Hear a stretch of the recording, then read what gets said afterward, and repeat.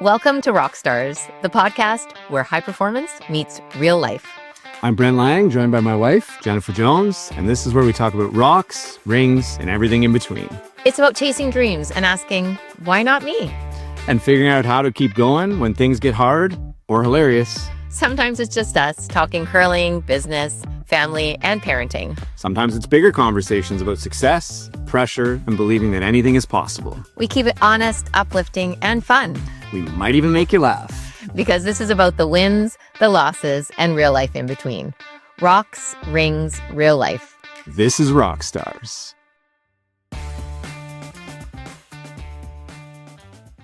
Welcome back to Rockstars, Rocks, Rings, and Real Life, the podcast where a couple of dream chasers open up about chasing big goals, living in the moment, navigating life's highs and lows, and figuring out what comes next on and off the ice. I'm world curling champion Brent Lang, and as always, I'm joined by my amazing wife and Olympic gold medalist, the one and only Jennifer Jones. Jen, what are we diving into today? Well, the Olympics are going on in case somebody didn't notice. So we just thought we would take a minute and talk about what it's like when you first arrived to the Olympic Village, what the Olympic Village is all about, what it feels like as an athlete, and kind of a little bit behind the scenes Q&A about the Olympic Village. Yeah, we can call it a day in the life of an Olympic athlete. Yeah, I like that. Oh, good. I don't have any other options, so that's what we're going to do. So, Jen, tell me what it was like. First time Olympic Village. I know you've been to the Olympics twice, but talk probably about the first one. I'm sure it had a bigger impact, or did it? I mean, you were at the COVID games, so let's just not even talk about that. Yeah, I was going to say the second one didn't even feel like you're at the Olympics. You were greeted by Martians, robots, basically. right? Yeah, robots and Martians. You were taped in your room. You were under quarantine. You had things being stuck up your nose and down your throat, and wasn't really the Olympic Village experience. So I'll go back to Sochi 2014, walked in, and it's very, you're going into secure areas. So you have to you kind of get there and you have to go through, like you're going in an airport. They check all your luggage. And in Sochi, there was actually a dry village. I'm not sure if that's always the case. Yeah, boo. So they would be checking to see if you were bringing alcohol in, which wasn't allowed. Unless you're a hockey player. I think they sent it over with their equipment. I think NHL players have different rules. Yeah, smart. As they should. Yes. Anyway, so you'd go through that, and then you're in the village. You have your accreditation. You cannot go anywhere without your accreditation. And then in Sochi, it was big enough. It's like almost like a community. It's used after as a community.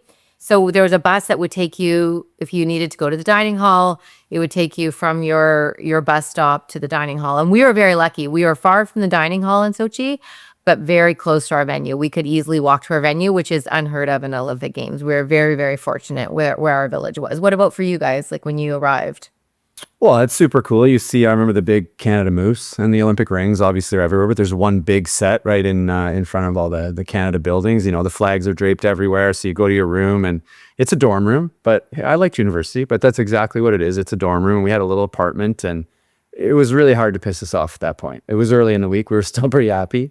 But yeah, it was just unbelievable. We did have to take buses places, but again, they weren't school buses. But yeah, I mean, you see all the different flags and countries, and you're just taking it all in. It was pretty awesome. Talk about now a little bit about the schedule. So for curling, obviously we're going to talk about curling because that's what we've experienced, but what do the schedules look like? Mixed doubles versus men's and ladies, do we have days off, that kind of thing? People want to know. Well, when we played in the Olympics, there was actually not a mixed doubles event. So it was just men's and women's play. So there was actually days off. You had practice time. It was a very laid back schedule in terms of what a curling schedule looks like. In terms of any other sport, it's very aggressive. People can't believe how much we play. But in terms of what we're used to, the Olympics was a very laid back schedule. But once you arrive at the venue, or once you arrive at, the Olympic Village, at the Olympics, you really don't get any time on the ice until your official practices. We had 2 practice sessions, so you'd have 2 opportunities to get on the ice. And then we had ice time every night. And then if you had a day off, you could have the opportunity to go and throw during that day as well. For like 15 minutes or something, right? It was a little bit longer. It was about 30 minutes. So you'd have that opportunity. But now, because of mixed doubles, and because as I said earlier, curling is every day at the Olympics, first event and last event. So there really isn't any days off. And actually the men's and women's teams were practicing in between draws for the mixed doubles curling event. They're practicing the morning before they'll play at night. So the men play the 7 o'clock draw. They will be practicing in that morning, and then they'll play in the evening because there's just not enough time to have just strict practice days now with the mixed doubles being included. Yeah, and I think we did have a day off. I think Canada, I think Team Jacobs, they play, and it's weird because you're following along in Eastern time, so it's definitely, I think they have a full day off after their first round robin game. So people want to know, what do you do with your downtime? And I don't remember specifically. You're gonna have to answer most of these questions because I don't really remember the specifics. I'm more of a specifics kind of person. Yeah. You're more high level. I'm more detail. Yeah, not a lot sticks in this thing. No. And 1 year, Even my birthday 1 year. oh, come on. That's for talking with the Olympics. But no, like on a day off, again, Sochi was a one-of-a-kind Olympics. So we went into the village. We were in the village the entire time. Remember, it was so cool because we'd had to, like I said, we had to take the bus to get to the dining hall. And McDonald's was still a sponsor at the time. And I have to tell you, the Egg McMuffin was delicious, but that's another conversation. But anyway, we would get on the bus, and like Charo would be on the bus with us, and Caitlin was and Caitlin was down beside him. I think barely got to his waist. He's so tall, and so you were kind of. And I remember we got back then. That's when the smartwatch first started, and we get this watch, and you don't really want to be taking pictures and fangirling in the village, even though you kind of are. So it felt like Mission Impossible, like using your watch, trying to take pictures of all. Well, that's They'd start. nice, girl. So anyway, so you would take the bus. But what was really interesting about those games is because the village was within walking distance of the majority of the venues, everything but the sliding sports and downhill, we could walk. Our farthest walk was to figure skating, and it took about 20 minutes. We could walk to hockey, long track, short track, curling. We could be Canada House was a walk. So on our day off, our evening off, our afternoon off, any time off, we went to every single event we could possibly go to. Most people will give you the advice that you shouldn't be a fan when it's your Olympic experience. You should really focus on your event. But for us, we wanted to absorb all of the Olympic environment and the experience, and it helped us play better. So we were fans. We literally went to everything we could possibly go to. If anybody offered us tickets, we would go. So you had to take a bus to the dining hall?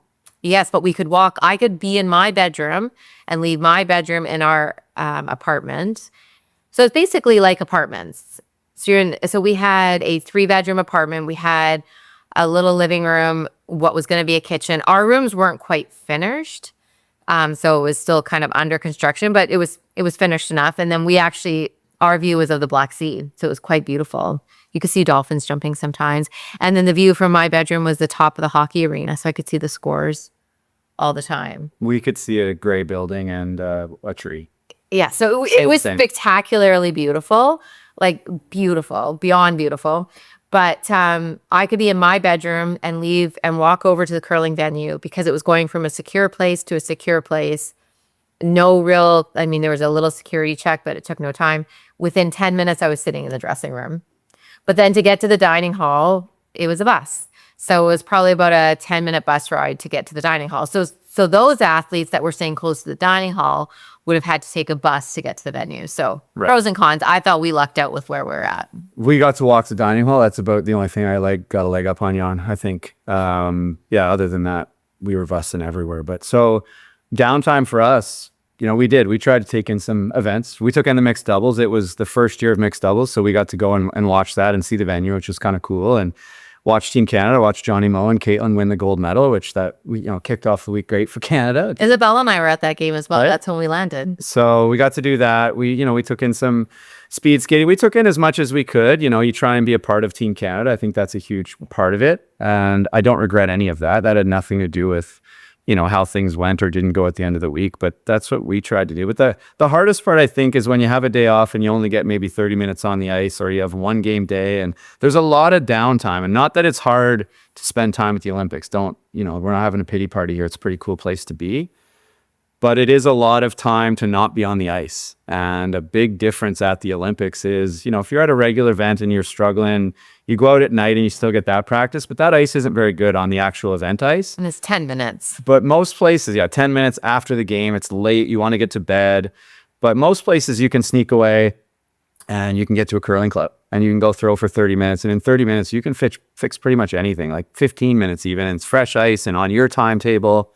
You can't do that at the Olympics because where we were, I mean, there was no curling club. There was no curling club in Russia either. And where they are in Italy, there's no, I mean, there's a curling There club. would be in Brunello, yeah, like where they were. Cortina, there is. Yeah, so they probably have that option if there is, but you really have to plan that there's no option. And it's really different when you talk about the mixed double and the schedule. It's different. You look at hockey, they'll have practice days and skates, and we don't really have that in curling. Some athletes go and their event lasts a minute and a half. So they train 4 years for a minute and a half or even 30 seconds. That always blew me away. And that's the difference in schedule. I remember watching Johnny and Caitlin, and they win. And of course, John's like, well, now I get to stay at Olympic Village for the next 10 days. And I think John won the Olympics in 2018. Not just the medal on the ice. I think he literally won the Olympics for most fun had, because he took it all in. He had already been to the Olympics in 2010, so he knew where he was going, what he was trying to do. But yeah, for us, once you get there, it's all business, and when you're done, it's all over. Like the men's and ladies is a little bit longer. But one thing I was really happy, and you guys did this too, is we walked in opening ceremonies, and a lot of people, the higher ups, will say, try to convince us not to walk in opening ceremonies. You don't want to be tired. It is a lot of standing around, a lot of waiting. Hurry up and wait. They get you there, and you line up like animals until you get to be called. But then you get to sit down and watch the opening ceremonies. But that was a really big highlight for me. You have this dream. I watch the Olympics. I always watch the Olympic opening ceremonies, and you see the teams come up the ramp and the crowd and the flag. And it was one of the highlights, and it made me feel like we were at the Olympics. When we went to Beijing, that wasn't really an option, and because of COVID and all of the things. So that it just, I don't know, you didn't get that same sense of feeling. And so for me personally, I know every athlete's different, but for me personally, soaking up the events, going to the opening ceremonies, really feeling like you're at the Olympics helped me feel joy and helped me play better. look, if we can't stand up for a couple hours, we're not really athletes, are we? Like, we get enough hard time as curlers that we're not athletes. If we can't stand up in line for a couple hours, which it does take a couple hours, and then walk out for 5 minutes and sit down for an hour and a half, then if that's going to affect your performance, I'm not sure you prepared properly. But we do have a few questions that have come in. You know, what does it look like if you have a 9 o'clock game? What happens in the morning? And I know some athletes and some of the other athletes that we've met over the years, I don't know about you, Jen, but they are super, super specific about what they're doing, what they're not doing, when they're doing it.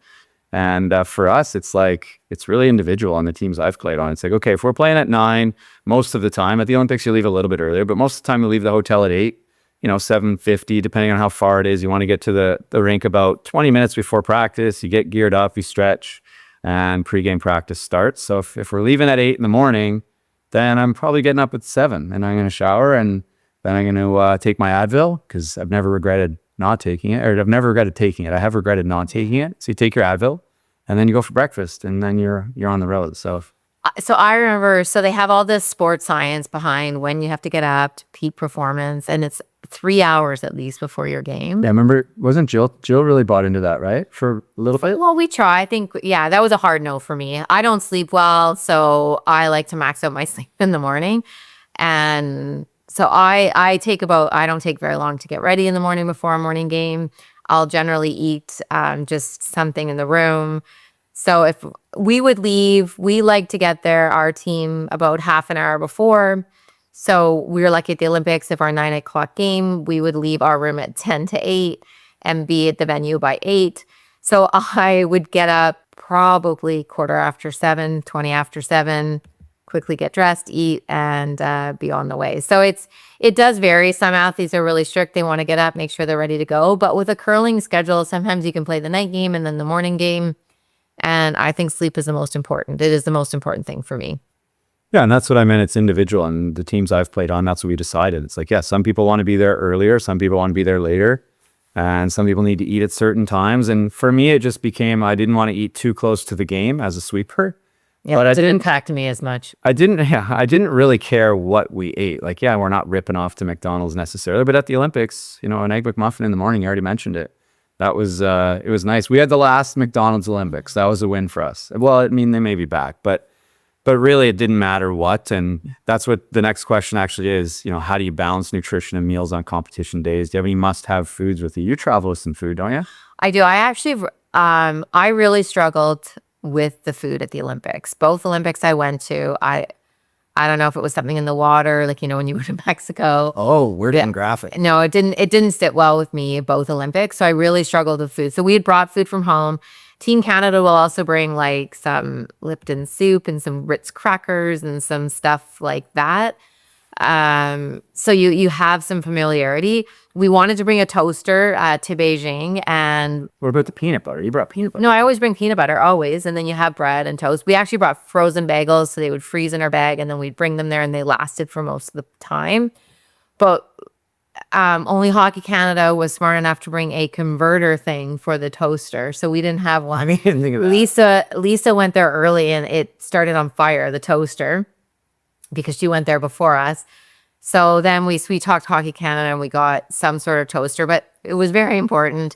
The food in Beijing was a real struggle for me. No McDonald's to go back to your Egg McMuffin or a hamburger or something when you're starving. So I basically just ate a lot of the food that I brought, like granola and bars, and I was starving the entire time. Well, I mean, I'm not.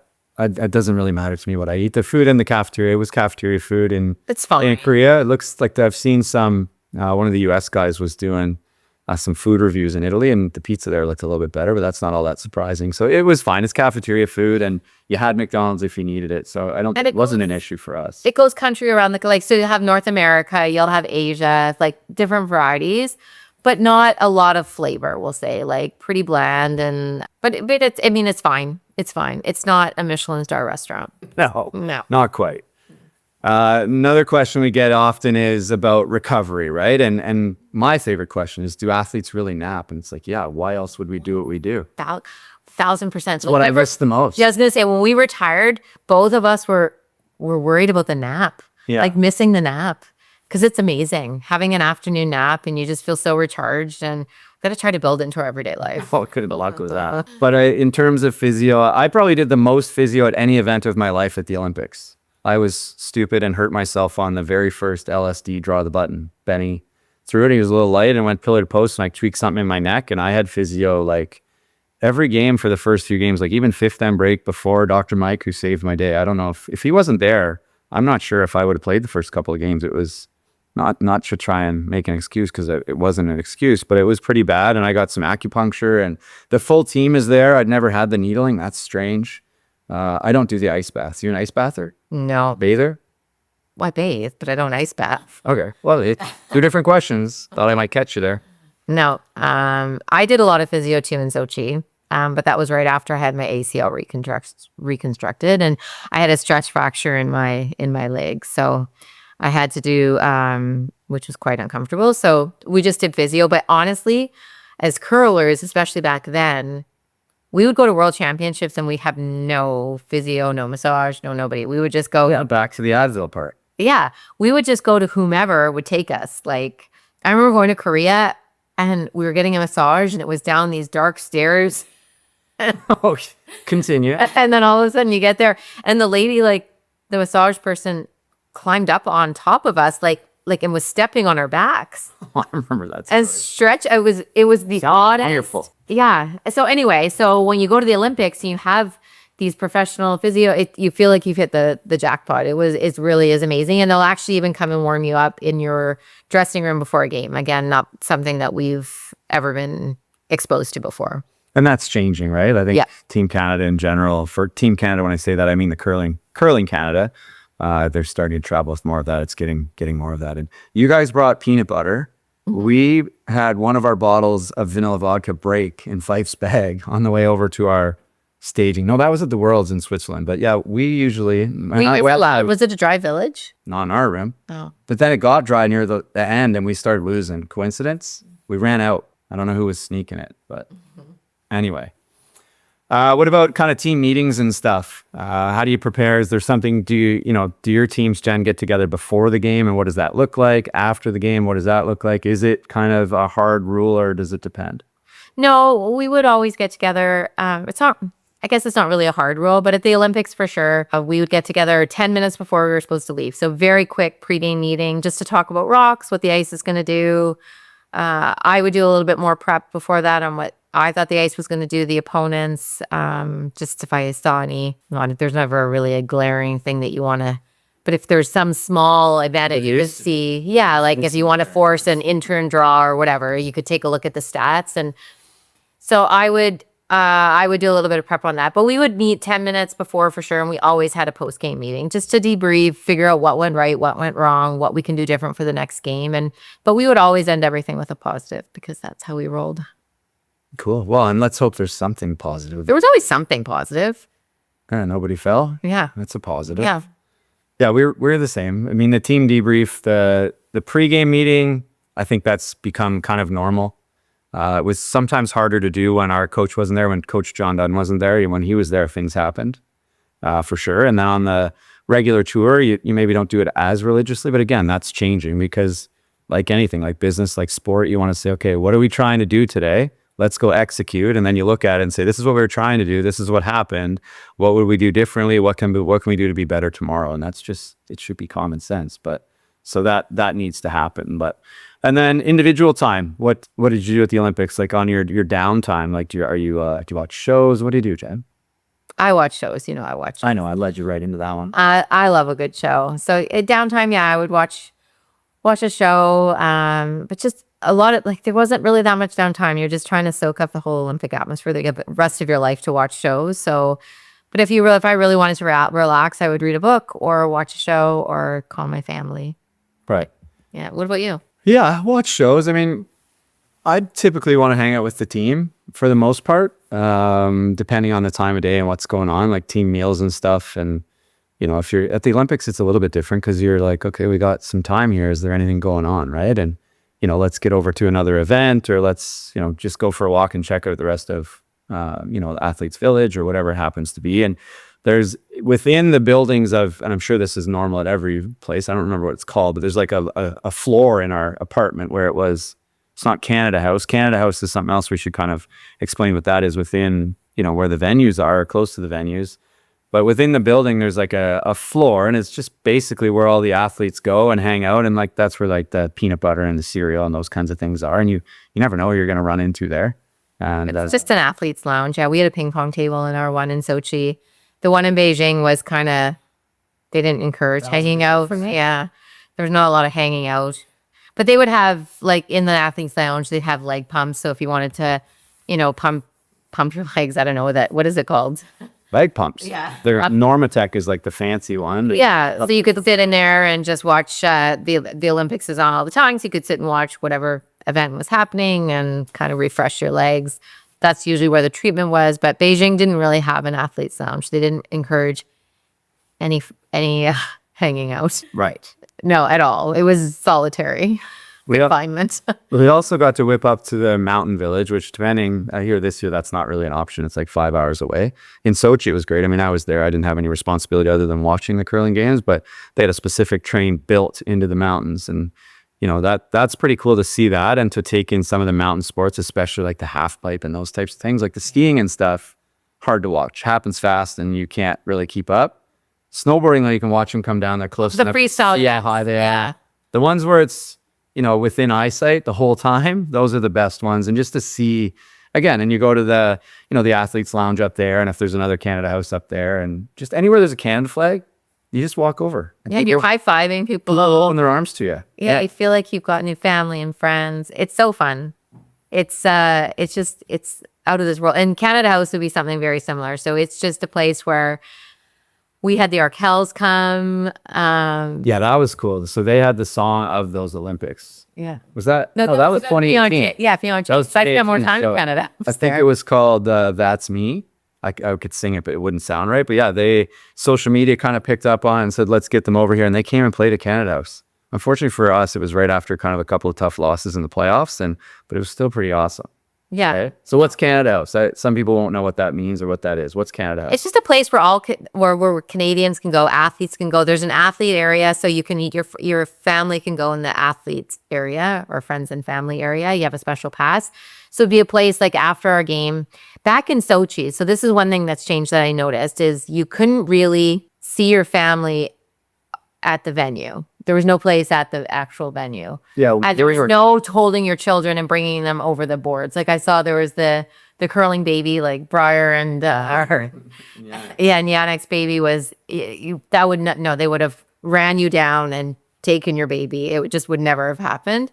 So we would meet our families at Canada House, and there would be where the friends and family area was, and where the athletes could go. It was a place they would have some drinks and some snacks. Also Canadian, of course. It was all Canadian. There was flags everywhere, TV screens. When you won a medal, you would come in and they would announce you coming in, and everybody would cheer and celebrate you in Canada House. So it was just this place to go and be Canadian, I guess. It was like the Canadian Embassy of the Olympics. Yeah, that's a great way to explain it. Kind of welcome. There is a limit. It's not that easy to get in sometimes because it fills up. But yeah, again, you run into, we ran into Jay and Dan from TSN. Yeah. You run into other athletes' families. You could run into anybody really, but that's really the hub. And in Korea, it was the same thing. It wasn't as close to the venue, which made it a bit challenging, but it's where you... I spent a lot of time in Korea because Isabella and I went to cheer on Brent, and we were in Canada House every day. It was just a good place to go and just hang out and wait if you're waiting for in between games or if you're just waiting for play. It was just a great place to go and just feel like you're part of the Olympic Canadian spirit. Yeah, it's pretty awesome. So looking back, what is one unexpected aspect of daily life at the Olympics that surprised you the most? I don't know. You have to answer this one first. What surprised you the most? I can't ask the question and answer Yes, the you can. question. Yeah. What surprised you the most? What surprised me the most about daily life at the Olympics? I guess part of it is, it was not a surprise how fast it goes. Like when you're living it, it's like, it's time is time. But looking back, it's a blink of an eye. And, thankfully I did stop to take a moment. I had some good advice from somebody, to make sure you smell the ice and take it all in. So yeah, it happened super fast. I think it was overwhelming how cool it was to be a part of not just the Canadian family, but even the Olympic family, where, every athlete it's not that you're cheering for your competition, but you are cheering for everybody to do extremely well, and you just do a little bit better. So to be a part of that was pretty cool and something that's hard to describe. Yeah, no, and I would agree. And I think that was one of my biggest surprises, especially in Sochi, where you actually could talk to, more people, is like how much we came together as one Team Canada, and all of the athletes were cheering each other on. I just thought we'd be the curlers and, I don't know, just off on our own. And immediately, the moment you walk in, everybody's introducing and they're coming to your events. You could see them cheering you on, whether it's the hockey players or the speed skaters, the bobsled, like everybody was coming to cheer on the rest of Canada. And you really did feel like you were part of Team Canada. And in my head, I knew that we were part of Team Canada, but I think until I got there, I didn't really realize what that meant and how everybody just treats you like an equal. And even though like I'd be a massive fan, like I was a figure skating fan, a hockey fan, so I'm a fan of all these athletes, and then you realize that they're also a fan of you, and that's pretty cool. Yeah, that's another one. As you were speaking, it's everybody watches the curling. It's on for a longer period of time, so all of the athletes have an idea of what's going on, which is like kind of cool, right? It's Scott Moyer and Tessa, they, not obviously, but they're curling fans, and even the hockey players and, the coaching staffs of different, they're all following. So everybody knows what's happening in curling, because it's not like, oh, I missed it, where you can miss something pretty quickly and find out after, somebody won a gold medal in ski cross or short track, and it might happen over a day, and curling happens over 8, 9, 10 days. So it's hard to miss it. And everybody kind of follows along, which is pretty cool. And right, especially when you get to bring home the hardware back to Canada House and celebrate it, right, Jen? Yeah, that was pretty fun. Yeah. I remember that celebration. That was pretty cool. So somebody wants to know, okay, give it to me straight. How are the accommodations? So you've stayed in 2. You tell them about yours. I'll tell them about mine. Well, honestly, it's very basic. It feels like university dorms. I never lived in a university dorm, but that's how I imagine them to be.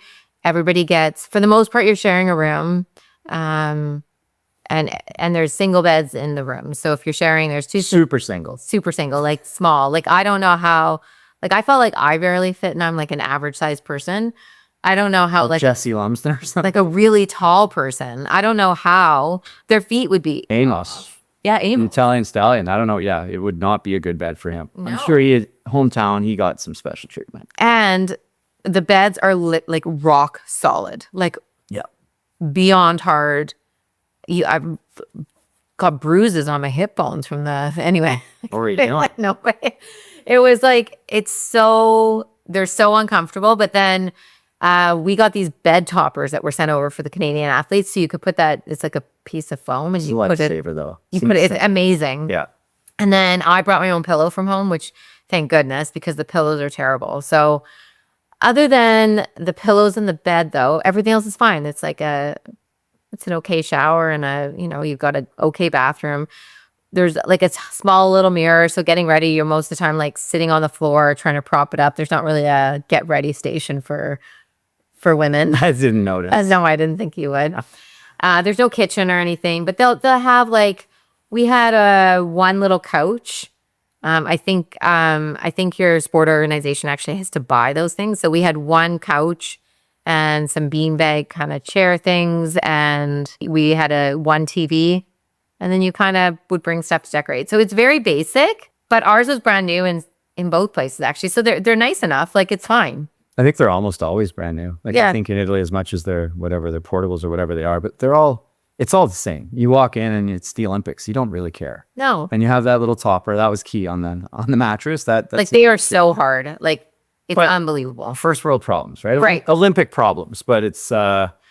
And mine, I think I touched on it earlier. It was pretty cool. We had a little apartment, so the guys were all in the same kind of room, but you have your own room, which is nice. Did you ever have your own room? I did. Okay. I can't speak for everybody, but I did. I think so. Not aware of details. I think there was 4 of us, and we did have a little kitchen, and Dr. Mike was able to flip out his massage table in our little apartment and stuff. So it was more than enough. It was fine. I've stayed in way worse hotels on the road over the years, Yeah. and then some. So, how about the staging camps, Jen? And maybe people don't know they've heard about it, right? Like we go over to Europe or you go to Asia and you're worried about time change and you want to practice before. We've already touched on the idea that once you get there, you can't practice. So you get there and going to opening ceremonies is cool, but you get on the ice maybe twice, for 10, 15 minutes a sheet. So maybe you got 2 hours when you get there and you're getting there 4 or 5 days before you play. So to help get on time and to practice, where did you go? Well, Beijing, we weren't allowed to go anywhere, so we flew straight from Canada. You went to Innisfil. Right. You went to Friday Harbor and Allison Curling Club. Yeah. So it wasn't ideal. That's not anywhere. Well, That's somewhere. it really staged fancy. But before Sochi, we actually staged in Switzerland. So we went to Switzerland and went there for, I don't even know, 5 days, something like that. So something like that to get on time, even though it's not really that close still to get to Sochi. Sochi was a hard place to get to be honest. Russia doesn't have a lot of curling clubs close to it. Russia's a big country, and Sochi is not on the outskirts. It was just a challenge to get there. So we staged there and we had a great time and just felt really good about heading into the Olympics. And it's also just when you stage like that, it just kind of gets you in that zone, no distractions. Like you almost feel like the Olympics starts. But it's funny because you don't get any of your clothes, like your clothes, your Team Canada clothes, until you actually get to the Olympics, or we didn't. So they tell you when you go on stage, don't bring anything because you're going to need to pack all this stuff that you're going to get at the Olympics going home. And you get all this stuff. They do give you a suitcase, but it's like air packed in there. So trying to get it all back in is a challenge. So you're going somewhere for a week and they're telling you bring one pair of pants, like don't bring anything. So you kind of go over there, hopefully you don't spill, bring a Tide to go, and then you get to the Olympics and it's like clothing Christmas. Yeah, no, they're not kidding. And it's pressure packed, seam sealed, and then you open it and it's like this can't have all come Well, yeah, from like space. all those big poofy jackets you wear, like, which are great and super nice, but they're like vacuum packed. It's tough. It's tough to be an Olympian agent. Is that what you're saying? Is that your overall message, that people feel sorry for me because I got to go twice and deal with that? No, it was a great problem to have. I'm just saying. I got you. We went to Japan. We were fortunate. We were going to Korea, so Japan's kind of over that way, and Karazawa is where we staged. And it's like a magical little town. It's a magical little town. We had been there. You and I had been there together to compete, and the curling club is unbelievable. As nice a curling club as you'll find anywhere. We stayed at Hotel Ottawa no Mori, which we'd been to before. Super, super cool. place, Nakatsu, which I don't think we saw him the second time. But anyway, yeah, it was awesome. There was an awesome gym right across from the curling club. Curling club was great. We hit what is it called? The Japanese baths. Yeah. I thought that was definitely going to be the answer. When you get the nuts out with the boys and you get naked with a bunch of strangers, that's a good team building thing. We were going in rested. We were going in tight. Okay. Yeah. Good for you. We almost got kicked out though. Just a quick side story. Because we're stupid Canadian fellas and we're just a bunch of boys. So we're in there and you sit down on these little stools after and you shower off and you can make the water ice cold and then there's a bucket. So what did we do? Well, we filled the bucket and we threw it on our buddies. So we threw it on Mark or Ben and they're screaming and yelling and all this. That would go. It was mostly senior Japanese men in there and they wouldn't like that. They weren't super happy with us. Oh, but no. I know, disrespectful, right? Yes. Sorry. Canadians. We just left saying USA, USA. No, I'm kidding. But that's where we staged. Super awesome place. Can't think of a better place. And Switzerland doesn't sound that awesome either, right? Or sorry, that bad. Sorry, can't. No, Switzerland we were in Lucerne, which they have swans floating. Are there bad places in Switzerland? No, there's not one bad place. I would live in Switzerland. I would move to Switzerland, not move forever. I love being Canadian, but I would take up temporary. So if anybody's listening, has an opportunity for us in Switzerland. It's just such a magical country. It really is. I highly recommend it. At J Jones Curl on Instagram. Send her a direct message. But the Olympics is really super special. There's so many amazing things. And we had such a positive attitude that we just kind of soaked it all up. There's flags everywhere of all the competing nations. There was a place in Beijing where you could kind of tie a bow of somebody that meant something to you from the Olympics. So I tied a bow for my dad. And there's all these little special little moments that you don't see when you're watching the Olympics on TV, but it's a movement and about, in my opinion, about unity and coming together and really embracing it. And you feel so Canadian when you're there and all the Canadian flags and you're wearing all your Canadian gear and there's a moose. And so it really does. This takes me back to those incredible days and wearing the maple leaf, sliding over the Olympic rings every single day for 2 weeks. I truly can't even describe how it feels. But we're getting to the end of this episode, so I guess I have to stop talking about it. And we need to wrap up. But I think we have time for a few rock star rapid fire questions. So these are, we're going to start maybe naming who they come from, for better or for worse. This is a tough one to name. His name on X is N2S. Oh. So club ice versus arena ice. What makes them different? How different are they? How do you read the ice at different arenas around the world? I left part out. He said this is for Jennifer because who's more qualified than Jennifer? And I'll tell you my quick and dirty. When people ask me, I say, are you a golfer? And they say, yes, usually. And I say, well, it's kind of like, you're going to putt on the nicest greens, 11, 12 on the stimp, super smooth, super great. And then you go putt in the parking lot. And I'm not saying that to be an ass and say it's that much, that bad or that good. It's just that different. The way you throw the rock in a curling club, and the curling club ice has gotten way better since we started, let's be honest. But it's still, for the most part in curling clubs, it gradually curls all the way down the ice. And at an arena, it does 90% of the curling almost from the far hog line in on draw shots. It's called the break point. It'll just all of a sudden start curling. So that's the biggest difference. But then we get into, and everybody thinks, oh, those pampered Canadian curlers. How often have you heard that on social media? And we go to a lot of arenas and we get a lot of great ice. But guess what? It's never the exact same. Never. And it's never curls the same. It's never the same speed. Even draw to draw, it changes. They're conditioning the rocks more than ever. So there's a lot, all that to say, kudos to the skips and the teams and the players, the athletes now that kind of make it look like it's that good and make it look that easy because it isn't. You really do have to pay attention. So what makes them different is how much curl and the speed, even the humidity. When we went to Beijing, it's the first time in my career this has ever happened. They brought humidification in. They had to bring humidifiers into the arena. Usually we're trying to get all that humidity out. But there was no humidity. It was zero humidity, and they just couldn't get the pebble would be, instead of bumps on the ice, would be these flat bumps like on the ice. That's no good. No, and that's no good. So it really depends what the temperature is outside, how cold it is, how they have to heat it, the venue themselves. And what we have to do is we just have to pay attention. Where is it curling? Where is the break point? What's the speed? And what does it do with different weight? I personally love ice that is very weight sensitive so that you get penalized with a bad throw. I don't want to have this ice where you can just kind of throw it out wide and have obviously that's easier ice. So maybe you do want that. But I think what we want as curling fans and as curlers is you want the best technicians, the best readers of the ice to be successful. And how do you map it in your head? You just remember? I just remember, but I remember a lot of things. I can remember that. Things I really, really, really care about. I mean, other than your birthday. Yeah. We're back to that. But no, it is what I try and do for the most part. And it's not just a skip's job. I know everybody thinks that, it used to be a skip and a third and a couple plumbers at front end. But, the front end, the sweepers have to pay attention to. And most of the time you can think of it as it's either tilted one way, and not that it really is. Either it's going to curl more from one side of the sheet to the other, like towards the crowd or away, or towards the center or away.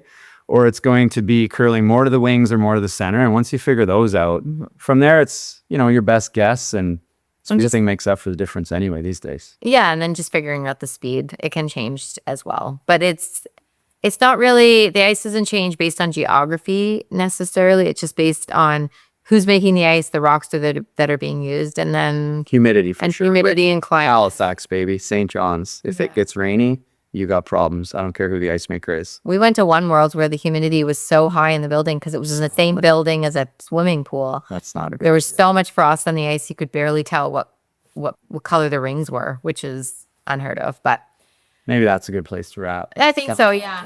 I'll put down that. Yeah, we were on such great memories. But for those of you who are not watching the Olympics, tune in, learn lots, ask lots of questions. We're happy to answer anything curling related, non-curling related. But watch the Olympics because guaranteed every day you watch the Olympics, you're going to watch a dream come true. And that's a pretty cool thing to say. So thanks again for listening. Please follow along on our socials at blang99 on X, at jjonescurl on Instagram. And you can now also follow at Rockstars Curl on Instagram. We're just starting it up. Please give us a follow. And it's on X too. And on X. It's on both. Yeah, it's on X too. Sorry. I'm learning as we go here. Yeah, so we'll give it a follow because honestly, we literally just started it in the last few hours. 5 or 6 hours? Yeah. Send us your podcast topics and Rockstar rapid fire questions and tell everyone you know how great we are, but only if you actually believe it. Even if you don't. Right? But definitely keep rocking the chaos, chasing adventures, loving the ride, and never stop dreaming. We'll see you next time on Rockstars.